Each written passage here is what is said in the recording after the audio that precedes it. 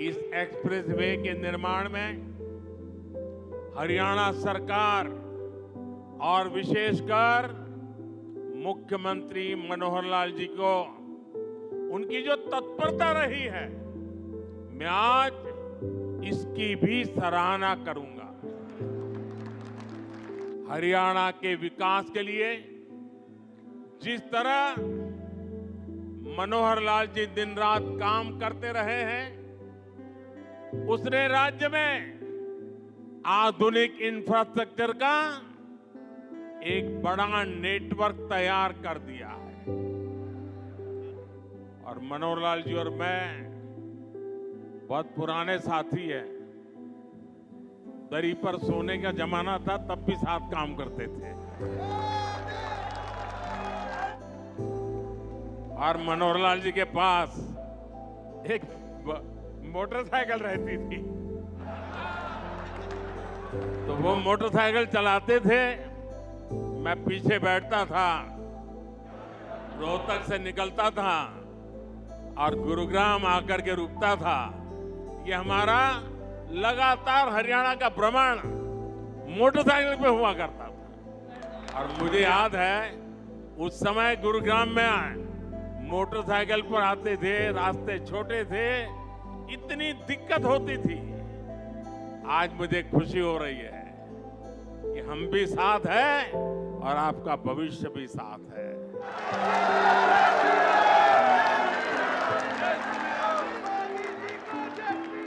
विकसित हरियाणा, विकसित भारत के मूल मंत्र को हरियाणा की राज्य सरकार मनोहर जी के नेतृत्व में निरंतर सशक्त कर रही है। साथियों, 21वीं सदी का भारत बड़े विजन का भारत है। ये बड़े लक्ष्यों का भारत है। आज का भारत प्रगति की रफ्तार से कोई समझौता नहीं कर सकता। और आप लोगों ने अब मुझे भली भांति जाना भी है, पहचाना भी है, समझा भी है। आपने देखा होगा, न मैं छोटा सोच सकता हूं, न मैं मामूली सपने देखता हूं, न ही मैं मामूली संकल्प करता हूं। मुझे जो भी करना है विराट चाहिए, विशाल चाहिए, तेज गति से चाहिए। इसलिए कि मुझे 2047 में हिंदुस्तान को विकसित भारत के रूप में देखना है। दोस्तों, आपके बच्चों के उज्जवल भविष्य के लिए जी जान से जुटे रहना है।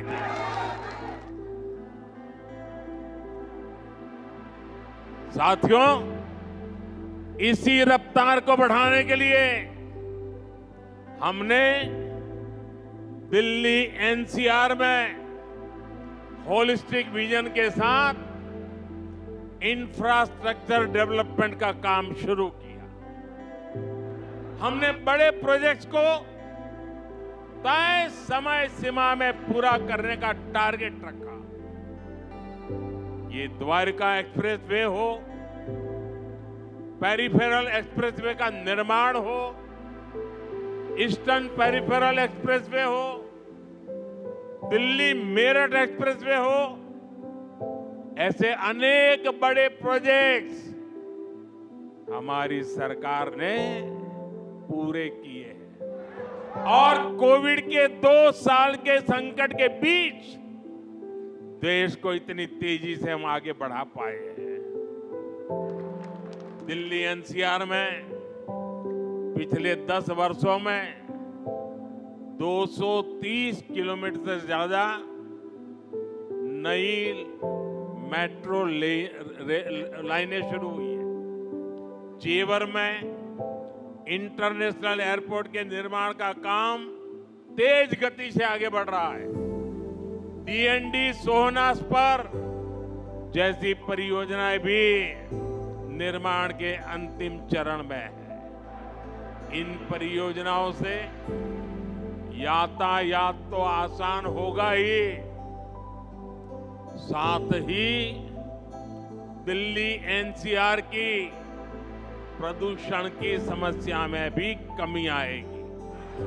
साथियों, विकसित होते भारत में आधुनिक इंफ्रास्ट्रक्चर का निर्माण और देश में कम होती गरीबी दोनों आपस में जुड़े हुए हैं। जब एक्सप्रेसवे ग्रामीण इलाकों से होकर जाते हैं, जब गांवों को अच्छी सड़कों से जोड़ा जाता है, तो गांव में अनेक नए अवसर लोगों के घर के दरवाजे तक पहुंच जाते हैं। पहले गांव के लोग कोई भी नया अवसर खोजने शहर तक चले जाते थे, लेकिन अब सस्ते डेटा और कनेक्टिविटी के डिजिटल इंफ्रास्ट्रक्चर के कारण गांवों में ही नई संभावनाओं का जन्म हो रहा है। जब अस्पताल, शौचालय, नल से जल और घरों का रिकॉर्ड गति से निर्माण होता है, तो सबसे गरीब को भी देश के विकास का लाभ मिलता है। जब कॉलेज, यूनिवर्सिटी और इंडस्ट्री जैसे इंफ्रास्ट्रक्चर बढ़ते हैं, तो इससे नौजवानों को प्रगति की संभावना अनगिनत अवसर लेकर के आती है। ऐसे ही अनेक प्रयासों के कारण बीते 10 वर्षों में 25 करोड़ लोग गरीबी से बाहर आ सके हैं, और लोगों की इसी प्रगति की शक्ति से हम 11वीं बड़ी अर्थव्यवस्था से 5वीं सबसे बड़ी इकोनॉमी बन गए हैं। साथियों, देश में तेजी से हो रहा इंफ्रास्ट्रक्चर निर्माण का काम भारत को उतनी ही तेजी से दुनिया की तीसरी सबसे बड़ी आर्थिक ताकत भी बनाएगा, और इससे उतने ही ज्यादा रोजगार, स्वरोजगार के भी मौके बनेंगे।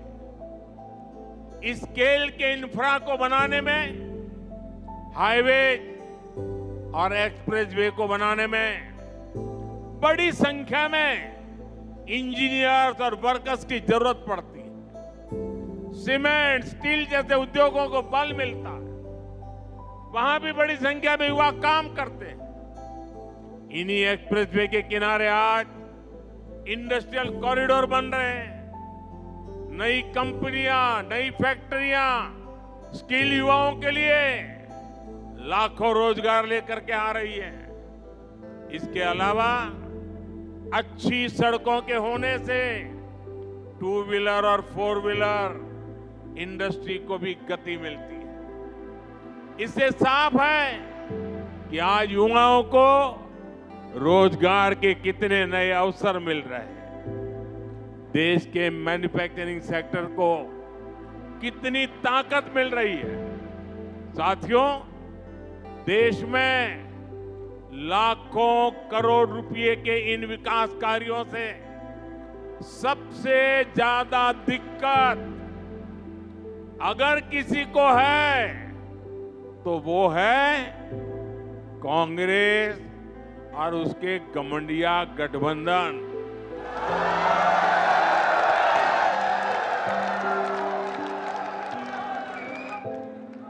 उनकी नींद हराम हो गई है।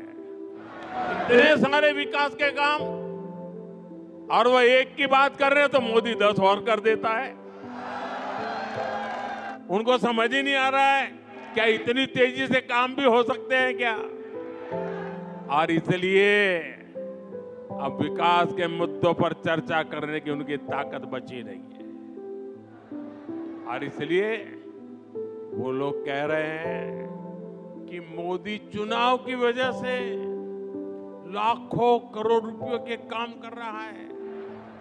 10 वर्षों में देश इतना बदल गया, लेकिन कांग्रेस और उसके दोस्तों का चश्मा नहीं बदला। इनके चश्मे का नंबर अभी भी वही है, all negative, all negative. Negativity और केवल नेगेटिविटी, यही कांग्रेस और इंडी गठबंधन वालों का चरित्र बन गया है। ये तो वो लोग हैं जो केवल चुनावी घोषणाओं की सरकार चलाते थे। इन्होंने 2006 में नेशनल हाईवे डेवलपमेंट प्रोजेक्ट के तहत 1000 किलोमीटर एक्सप्रेसवे बनाने का ऐलान किया था, लेकिन ये लोग घोषणा कर करके घोंसले में घुस गए, हाथ पर हाथ रख करके बैठे रहे। ईस्टर्न पेरिफेरल एक्सप्रेसवे की बातें 2008 में की गई थी, लेकिन इसे पूरा हमारी सरकार ने 2018 में किया। द्वारका एक्सप्रेसवे और अर्बन एक्सटेंशन रोड का काम भी 20 वर्षों से लटका था। हमारी डबल इंजन की सरकार ने सभी मुद्दों को सुलझाया और हर प्रोजेक्ट को पूरा भी किया।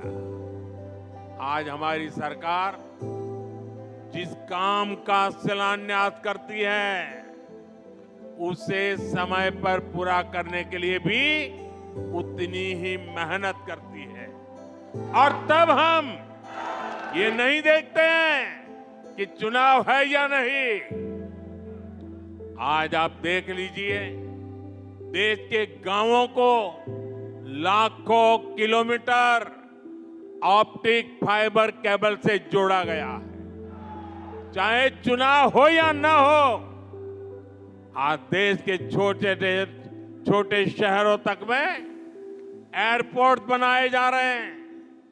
चाहे चुनाव हो या ना हो, आज देश के गांव-गांव तक सड़कों का निर्माण किया गया है।